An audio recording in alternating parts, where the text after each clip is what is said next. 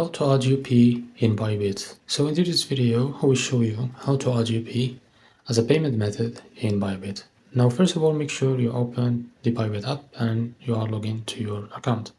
Now, after that, from the bottom bar, now tap on Assets.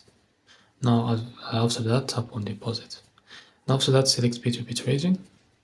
And now, as you can see, from top right corner, tap on the three dots. And now select user center and now select the payment method, tap on it. Now as you can see, now we need to add our account or bank account. Now tap on add now, and now from the payment method, tap on this arrow.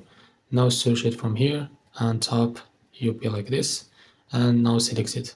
Now after that, tap your name on your UP account that you have, and now here enter your UP ID. So after you fill this information, now tap on confirm. Now you are able to add your UP account or as a payment method in Bybit. So this is how to add UP in Bybit. Thanks for watching, and if this was helpful, please like and subscribe. See you in the next video.